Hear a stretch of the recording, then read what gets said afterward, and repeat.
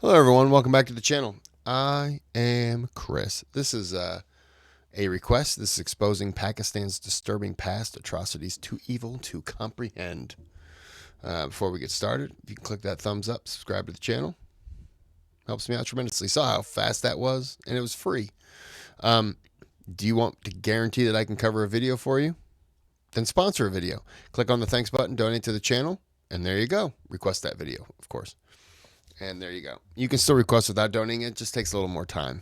But after all said and done, what did I just do? I didn't mean to do that. That's what I wanted to do. All right, let's get into the video. When Britain let go of its empire in South Asia in 1947, it left behind two massive states, India and Pakistan. Their borders were drawn along religious lines, but is geography really so simple as a line on a map?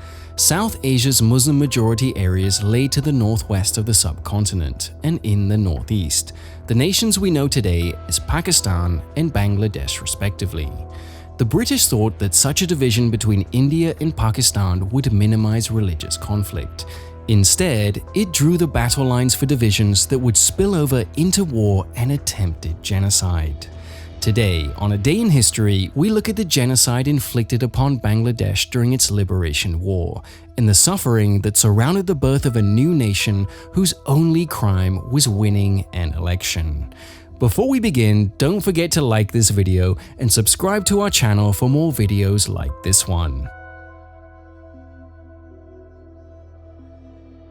The Dominion of Pakistan came into existence in 1947. Covering the modern area of Pakistan in the west and Bangladesh in the east, their shared Muslim faith was not enough to bridge the many linguistic, ethnic, and cultural gaps between the two sides of the country. West Pakistan and its Urdu-speaking elites dominated the entire state, although the ethnically Bengali East were the majority of the population. The Bengali majority was discriminated against in education, the military, politics, and other aspects of life. This discrimination fell especially hard on the Hindu minority, but the Muslim majority was also characterized as a lesser cultural and racial group to the Western Pakistani. The Pakistani government also tried to suppress Bengali culture, arts, and literature as too Hindu-leaning. On top of this, economic exploitation of the East's resources with minimal return investment also created resentment, and left the East feeling more like a colony than an equal partner. Despite this, the Bengalis were reputed for their non-violence. Their discontent was funneled through democratic means, namely the Awami League (AL) under the leadership of Sheikh Mujibur Rahman, also known as Sheikh Mujib. The AL pushed for more autonomy for East Pakistan, but try as they might, the Bengalis did not get the democratic resolution they'd hoped for. 1970 was the breaking point. Severe flooding in August and a devastating cyclone in November killed thousands in the east, but the government response was weak and incompetent. Decades of discrimination only made the government response sting more, and support for Bengali autonomy, even outright independence, surged. Things changed when Pakistan's military dictator, General Yahya Khan, allowed Pakistan's first ever democratic elections to take place in December of that year.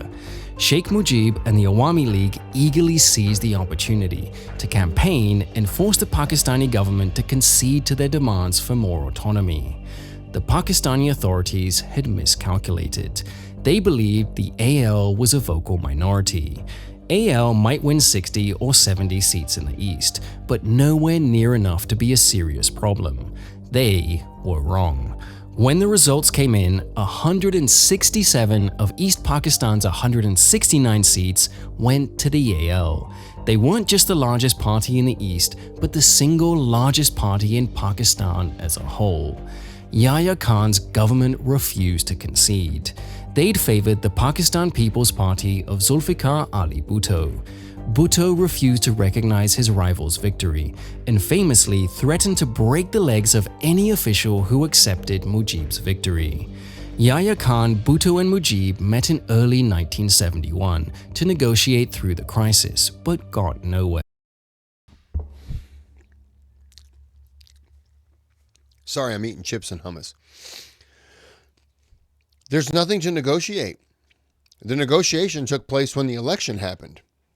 That was the people negotiating who they wanted to lead them party-wise, who they wanted to elect. The negotiation took place. You three aren't going to solve anything. It's already been solved. Whether you decide that, Mr. Buteau, whether you decide you don't want to listen, and Mr. Khan, whether you decided that you also don't care about what happened, doesn't matter. If you're telling the people vote, and they don't vote the way you want, it's tough. That is tough S word. Tough shit. That's, I didn't want to say it, but I said it. And it was clear that the Pakistani authorities would not allow the AL to take up their democratic mandate. In March 1971, Yahya Khan... Hey guys, we're going to have a vote. All right? And I want you guys to vote. And then they vote, and you're like, yeah, no, we're not going to do that. Well, then why'd you ask me to do it? Why'd you ask me to waste my day to do it? Well, I didn't think you would do it the way you did it. I thought you'd do it the way I was encouraging you to do it. Yeah, no, I didn't want to do it that way. I've seen your rule. I didn't appreciate it. Well, then you're wrong. And we're going to disregard the whole vote.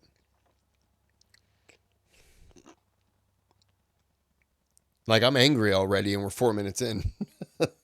and blocked the AL from forming their new government. In response, Sheikh Mujib and the AL called for a general strike across all of East Pakistan. Farmers, railroad workers, soldiers, government officials, police, teachers, and more walked out, grinding the entire region to a halt.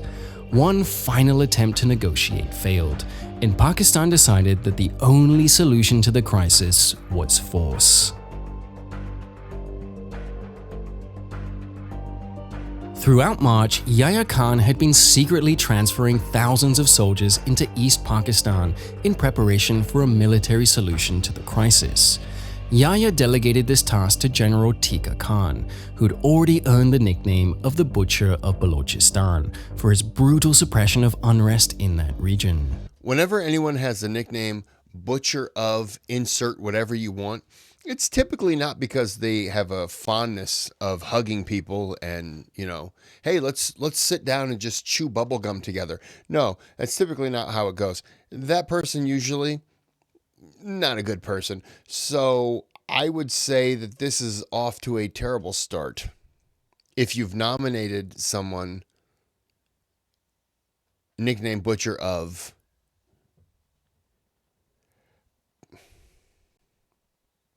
I'm very annoyed right now. Yahya Khan believed that overwhelming military force would crush the Bengali nationalists and force the rest into submission. Kill 3 million, he said, and the rest will eat out of our hands. On the night of March 25th, Yahya launched Operation Searchlight. It was a massive coordinated strike on almost every major city in East Pakistan. Pakistani troops targeted AL party leaders, civil officials, police, intellectuals, academics, and anyone else who could act as a leadership class to the independence movement were hunted down. The most well-known attack on that night occurred at Dhaka University. The Pakistani authorities wanted to eliminate the academics and students of Bangladesh's best university to deprive the people of some of its greatest potential leaders. Pakistani troops entered the campus and went room to room, dormitory by dormitory, rounded up teachers and students, marched them into the open, and executed them. At least 10 teachers and 100 students were massacred in a single night. Some of the students were forced to dig graves for the massacre victims before being executed themselves. This was the first stage of the genocide. By decapitating the Bengali leadership, sorry about that, dogs. Pakistan hoped to leave the rest of the Bengalis as weak and easy prey. The next day, Sheikh Mujib issued a telegram to the public, announcing that they would meet the Pakistani attacks with equal force. East Pakistan was no more, and the nation of Bangladesh was now fighting for its freedom. He wrote, "Today, Bangladesh is a sovereign and independent country. The Bengalis are fighting the enemy with great courage for an independent Bangladesh. May Allah aid us in our fight for freedom. Joy Bangla. May Bangladesh be victorious." Sheikh Mujib was arrested shortly after and spent the rest of 1971 in prison. In his absence, the Bengalis heeded his call to fight. 5 battalions of the East Bengal Regiment mutinied, and civilians armed themselves for guerrilla warfare against their aggressors. This collective resistance became known as the Mukti Bahini. Bangladesh's limited military forces put up a spirited resistance to the Pakistani military, but they were outnumbered and outgunned. The Pakistani attacks were brutal. By March 28th, some estimates say up to 15,000 Bengalis had been killed, and another 15,000 were dead by early April. Without a centralized leadership, the early Bengali resistance was amateurish and uncoordinated. By the middle of May, Pakistan controlled most major towns and cities, while the Bengalis and their government in exile had been driven mostly into the countryside. From May 1971, the war took on a more guerrilla character as Bengali forces tried to reorganize and retake the cities. Between May and September, up to 100,000 young men were trained as guerrilla fighters. The Indian government also began extending limited support to counter their old rival of Pakistan. The Pakistanis tightened their hold on the urban areas, continuing mass arrests and executions for alleged rebels, and launching strategic assaults on villages to rout Bengali forces. Increasingly, the Pakistanis feared that any fighting-age men were potential rebels. When they entered a village, the young men were rounded up and massacred. This left men with a choice: wait and hope the Pakistanis would spare you, or flee. If they were to be treated like rebels, many young men decided to become them, and thousands joined the guerrillas as their only hope of survival. Some in Bangladesh joined the Pakistanis too. Many of these collaborators belonged to specific ethnic groups, such as the Biharis, which led to sharp ethnic divisions that would last well beyond the war. A typical massacre occurred at the village of Borunga. On May 26, 1971, Pakistani and Allied forces entered the village in the Sylhet district, where they gathered all of the village's men outside the school. They then separated out the Hindus from the Muslims. After extorting valuables from both groups, many of the Muslims were released, but the Hindus were tied up and executed in the schoolyard. At least 78 men were gunned down. One survivor vividly recalled the massacre. Bullets from machine guns were fired at the helpless people with their hands tied at the back. There was blood everywhere, but it did not end there. To ensure everyone was dead, they set them on fire. The mass extermination of young men is a common feature of genocides. By removing the fighting population, they were simultaneously wiping out the reproducing population and ensuring that there was no one to protect the older men, women, and children who were left behind. The scale of male-focused genocide has led some scholars to characterize this as a gendercide. However, that did not mean women didn't suffer. Without men to protect their communities, women were exposed to violence from the rampaging soldiers. Rape was a systemic and organized part of Pakistan's military operations. Women and girls were assaulted en masse, sometimes in front of their families, in every village that the military entered. Part of it was simple inhuman cruelty, but it was also psychological. The attacks were psychologically damaging to the women and to any witnesses, especially since Bengali culture prized honor and female chastity. Yeah, it's an attempt to, if you rape the women, you make them more likely to just submit to the next soldier instead of fighting. And if they've seen your willingness to just murder the men, women have an ability, going back to Genghis Khan or Genghis Khan, however you say his name, of we're going to kill all the men and you can die too, or you can, you know, be another woman enslaved in our community, and we're going to have sex with you, or you're going to have our children.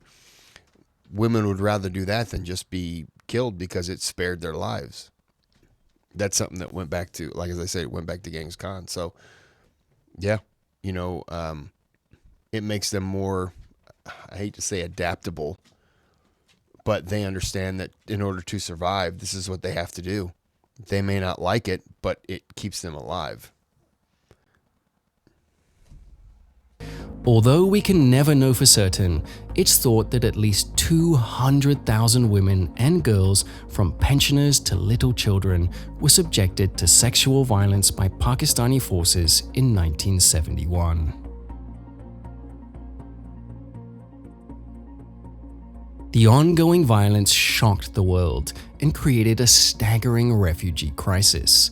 Most of them flowed into India. India was quick to throw its support behind Bangladesh.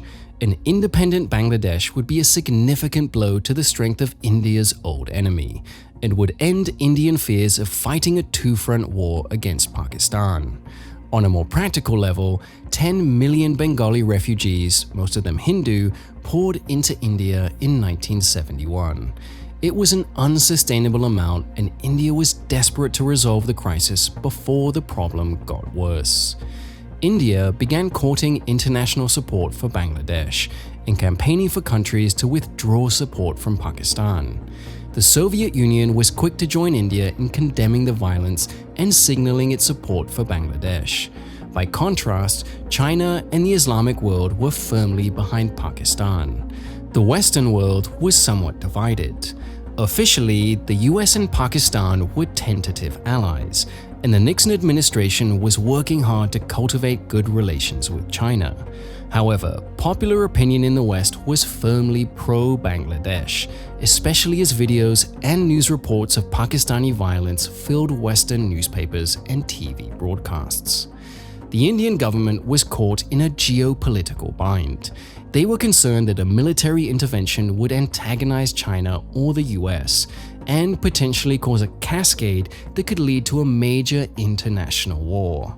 Prime Minister Indira Gandhi conducted a whirlwind diplomatic tour to Moscow, Washington DC, London, and elsewhere to erode support for Pakistan and clear the way for Indian involvement. She managed to persuade. Sometimes when there's things like this happening at your doorstep, not America's, not Russia, not China, it's at your doorstep, sometimes you have to do what's best. And understand at the same time, you're going to be doing what's best for whatever reason, politically or religiously or whatever. You're doing something that's what's best, because not doing something puts you in a situation where it's just not good for you or your people. So sometimes you just have to do it. Look, if the United States wanted to invade Canada, which I don't know what's happening anymore, but if the United States wanted to invade Canada, I'm against it. But honestly, I wouldn't care what Bangladesh thought. I mean, it's nice if they were like, yeah, America invade Canada, I'd be like, what the hell? But if they were like, no, Canada, no, U.S. don't invade Canada, I'd be like, I appreciate it, but whatever's going to happen over here happens over here. Excuse me. Bangladesh's opinion, South Africa's opinion, China's opinion doesn't really do anything, because the United States is going to do what it's going to do and whatever. You have to do what's best for your country in that situation. You understand what I'm saying? I'm not trying to disrespect any other country's view, but this is a situation that's on their doorstep, so they have to do it. And sometimes favorable opinion by other countries be damned. Just do it. because it's the best thing to do and it's the right thing to do. The Nixon administration to end military aid for Pakistan in October 1971, at the same time that a Pakistani delegation to Beijing was politely but firmly told that China would not intervene to help Pakistan if India involved itself in Bangladesh. Pakistan interpreted India's actions as a sign of aggression. They launched a preemptive strike on Indian air bases on December 3rd, but the attacks failed to inflict any significant damage. India took this as an act of war and responded with strategic strikes on Pakistan's air and naval bases the next day, which devastated Pakistan's military capabilities. Within days, Indian troops moved across the border and linked up with the Bangladeshi freedom fighters for a combined campaign to kick the Pakistanis out of Bangladesh. Their combined assault was a tremendous success. In less than 2 weeks, most of Pakistan's air force was out of commission. The Indian Navy had effectively cut off naval access between Pakistan and Bangladesh, and hundreds of towns and cities were retaken by the combined Bangladeshi Indian forces. On December 8th, the Bangladeshi and Indian forces were on the outskirts of Dhaka, and by December 16th, they had retaken the capital. Victory came at a cost. When it was clear they were going to lose, the bitter Pakistani forces took their anger out on civilians. A spike of massacres occurred in the final days of the war, as Pakistan tried to cripple the soon-to-be independent country. On the 12th, 13th, and 14th of December, hundreds of intellectuals and professionals from all sorts of occupations were killed by retreating forces. It was one final attempt to deprive the new nation of any potential leaders. The liberation forces also found evidence of the horrors Pakistan had inflicted on civilians as they recaptured enemy positions. It was common to find captured women held in captivity in Pakistani military camps, where they'd been abused for months by the occupying forces, or to find mass graves of those the retreating forces hadn't had time to bury. Finally, on December 17, 1971, with Pakistan's military in tatters and Bangladeshi forces back in control of their cities, the two sides declared a ceasefire. Pakistani forces in Bangladesh laid down their arms, and the war and its genocide were over.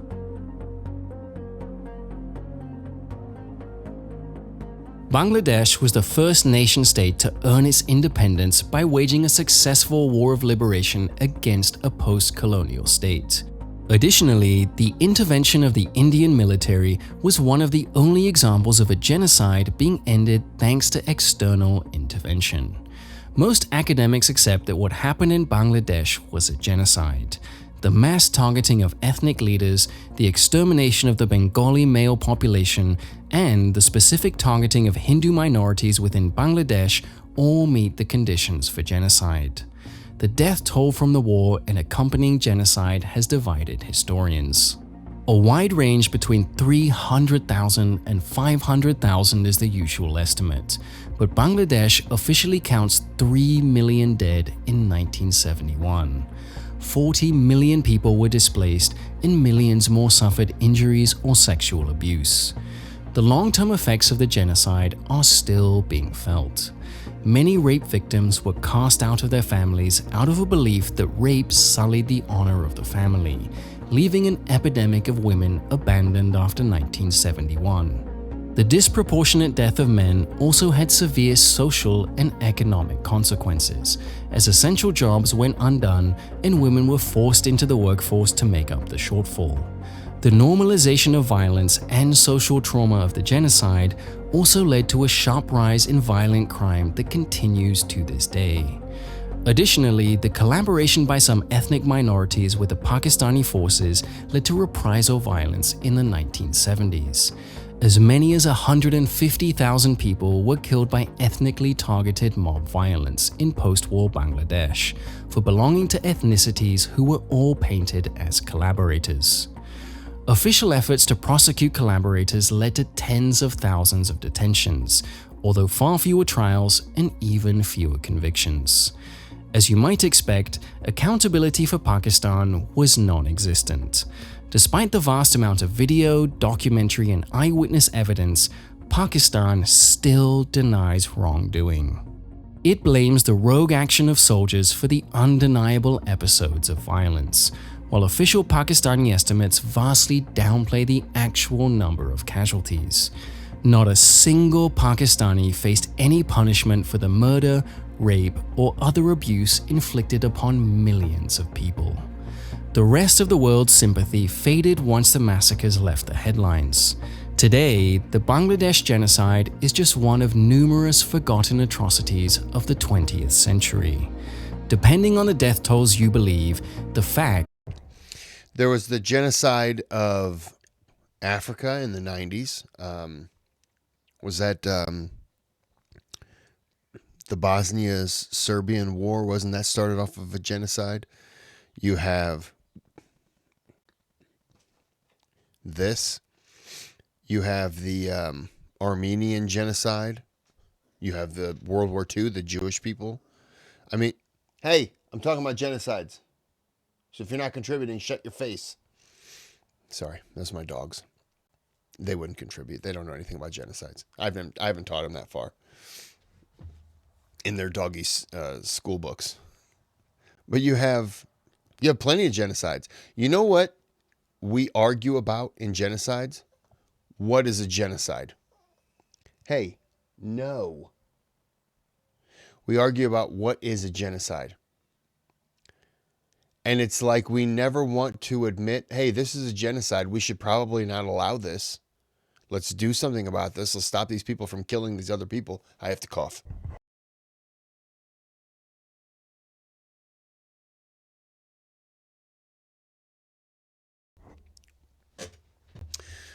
We're so concerned about the language. Specifically here. In the 90s, when the genocide in Africa between the Hutu and the Tutsis was happening, the Clinton administration was debating, well, what is genocide really? It's a civil war. Well, okay. But it wasn't. So it's like we all admit that the Jews being killed in World War II, that was genocide. But we've never decided. It's like everyone else. No, that can't be. That no, that one can't be because insert screwed up reason why. It is. Things are. Genocides happen. Unfortunately, there's been a lot of them since the 1900s. So, and we bicker over the wording. People are just terrible.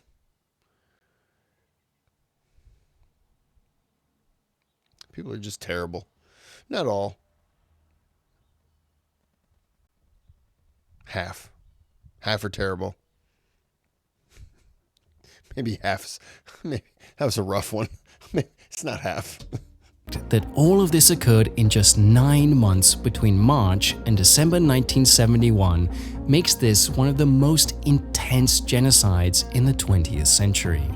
But as we've seen many times on this channel, the scale and severity of crimes do nothing to guarantee their perpetrators will be punished, or that their victims will be remembered.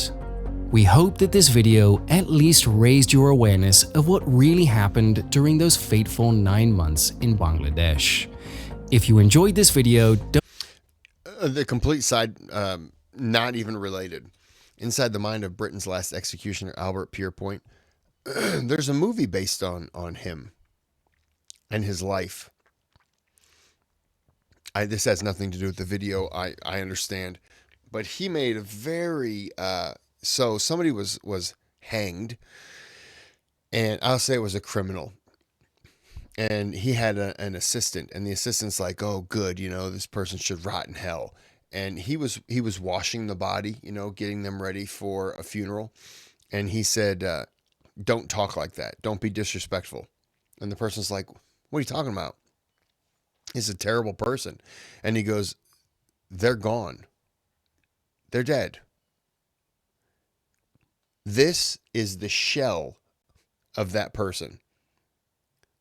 The evil's gone, but this is the shell. And we treat the shell with respect, meaning the body. And that was in the movie, and that was something that he said, and that's always stuck with me. I don't know what it is that's just always stuck with me. Completely unrelated to this, but I will definitely be checking that video out for sure. All right. Let me go ahead and open that in another tab. All right, we're going to end this here. Hope you enjoyed, not the genocide part, everything else. Hope you enjoyed the video. Hope you learned. That's what I mean. And until next time, have a good day, have a good night. Oh, by the way, this was requested. I've been drinking, so I apologize. I forgot to mention that at the beginning of the video. This was a request. And I apologize for not saying it at the beginning. So now, have a good day, have a good night.